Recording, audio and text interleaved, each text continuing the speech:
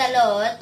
मेरा नाम है तेची जर्निया और आपका स्वागत है मेरा बड़ा पापा तेची आनंद यूट्यूब चैनल में। और अगर आपको ये अच्छा लगा तो प्लीज आप इसको लाइक, शेयर और सब्सक्राइब करना ना भूले और बेल आइकन दबाना ना।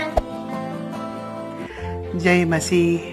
आइए आज हम जेप्ता की जीवन के बारे में सुनते हैं परमेश्वर की वचन के द्वारा, और अपने जीवन में हम जेप्ता की जैसा गुण उतारने के लिए प्रार्थना करेंगे और हम ये कोशिश करेंगे कि परमेश्वर का विश्वासी, परमेश्वर का लोग का स्वभाव, चरित्र जैसा होना चाहिए वैसे होने के लिए हम प्रार्थना के साथ में कोशिश करेंगे। जेप्ता जो कि अराउंड 12th सेंचुरी BC के आसपास में रहा था इज़राइल देश में, और उस समय में इज़राइल देश में राजा महाराजा का प्रथा नहीं था, तो उस समय में जजेस लोग जो है चलाता था देश को और लोगों को चलाता था।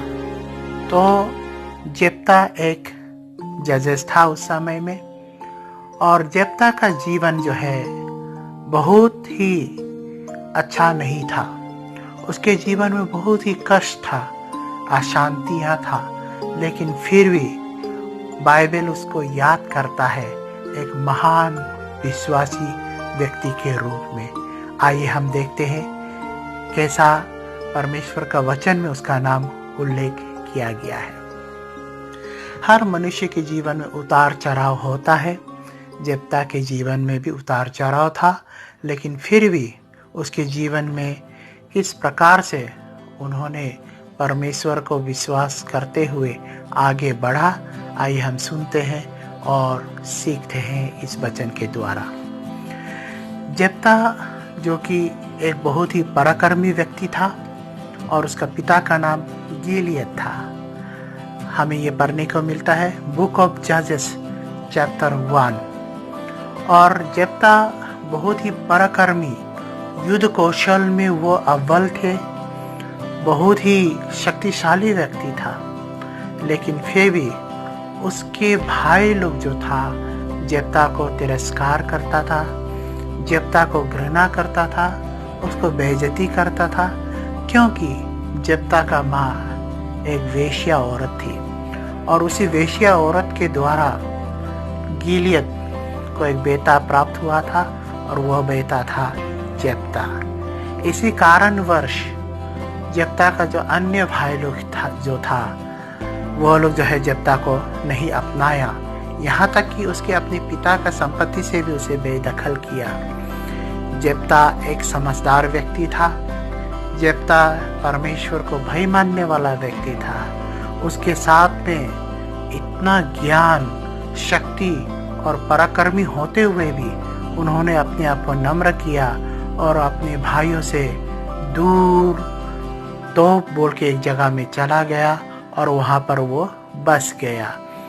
जजेस चैप्टर 11 वर्स 3 में पढ़ने को हमें ये मिलता है। इसी समान हमारे जीवन में जब भी कुछ विपत्ति आता है, हमारे जीवन में जब भी कुछ टेंशन, परेशानियाँ परिवार से, मित्र से या सगे संबंधी से आता है, तो हमें जो है उसका पास नहीं जाके उससे हमें दूर हो जाना चाहिए। जो चीज़ हमें जो है वह हमें गिराने के लिए जो हमें कोशिश करता है, उस चीज़ का सामने नहीं जाके हमें उस चीज़ से दूर भाग जाना चाहिए। मैं नहीं कहता हूँ कि समस्या से हमें भागना चाहिए या फिर हम प्रॉब्लम को फेस नहीं करना चाहिए, मैं वो चीज़ नहीं कह रहा, लेकिन कुछ ऐसा समस्या होता है जिसको हम फेस नहीं करके उसे दूर हटना ही अच्छा है।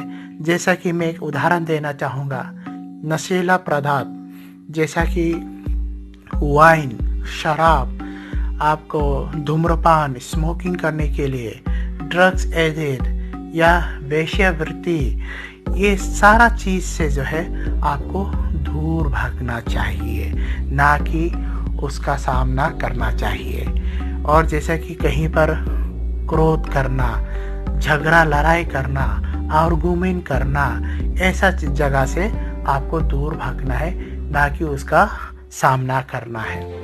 तो जेप्ता जो है ऐसा चीज से वो दूर भाग गया और वो जो है तोप में जाके बस गया। ये एक बहुत ही अच्छा हमें शिक्षा दिया गया है। एक दिन क्या हुआ, अमोराइट्स लोग जो है इजराइल के ऊपर चढ़ाई करने के लिए योजना बनाया।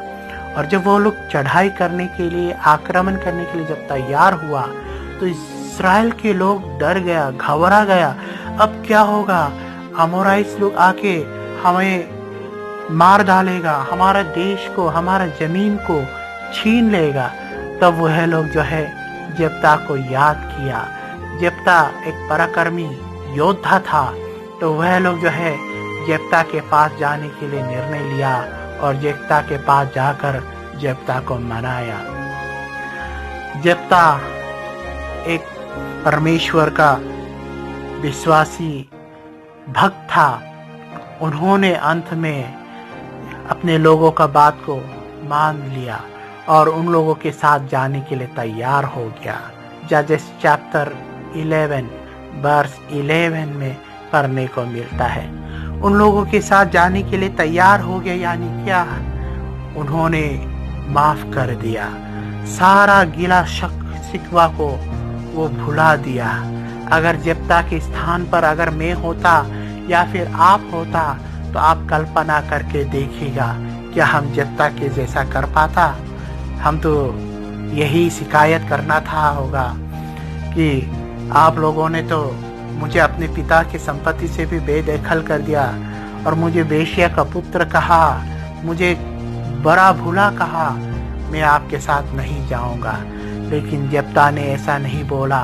उन्होंने सारा गिला शिकवा को मिटाकर उन सभी को क्षमा करते हुए, नम्र होते हुए, वो उन्होंने अपने लोगों के साथ जाने के लिए निर्णय ले लिया, क्योंकि वो अपने लोगों से प्रेम करता था और अपने देश से प्रेम करता था। जब अपने लोगों के ऊपर और देश के ऊपर जब बला विपत्ति मंडरा रहा था, उससे बचाने के लिए वह अपने प्राण देने के लिए भी तैयार हो गया, क्योंकि युद्ध में जाने का मतलब है वो तैयार था अपना प्राण की आहुति देने के लिए भी।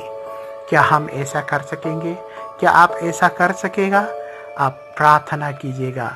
यह हृदय, यह स्वभाव, क्षमा करने का स्वभाव, प्रेम करने का स्वभाव, यह स्वभाव हमें चाहिए और हमें होना चाहिए।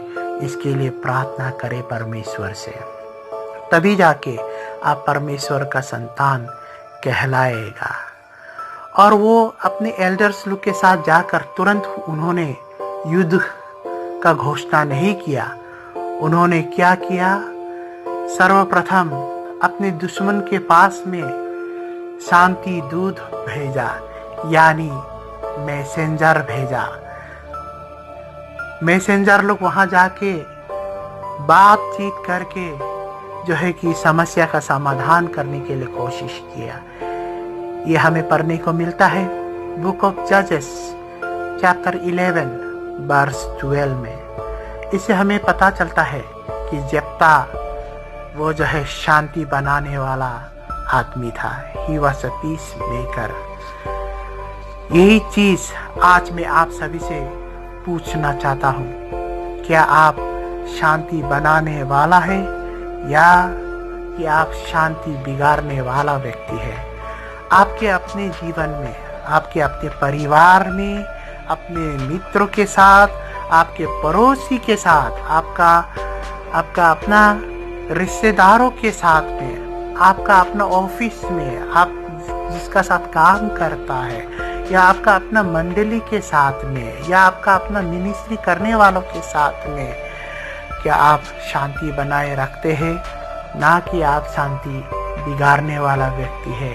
आप अपने आप को प्रश्न पूछिएगा, जवाब आपको मिल जाएगा। अगर आप शांति बनाने वाला व्यक्ति है तो आप परमेश्वर का संतान है। अगर आप शांति को बिगाड़ने वाला व्यक्ति है तो आज ही आप मन फिराइए, अपने पापों को अंगीकार कीजिए, परमेश्वर से क्षमा मांगिए और एक नया हृदय, नया आत्मा के लिए प्रार्थना कीजिए। परमेश्वर आपको देगा और जेप्ता की ये स्वभाव और ये चरित्र आप में भी आना चाहिए और यही प्रार्थना हम सभी लोग करना चाहिए। जेप्ता ने एक बार नहीं, उन्होंने कई बार शांति दूत अपने दुश्मनों के पास भेजा है। मैं आपको बताता हूँ बाइबल वर्स, आप नोट करके बाद में आप अपने समय में ध्यान पूर्वक से पढ़ लीजिएगा, मेडिटेट कीजिएगा।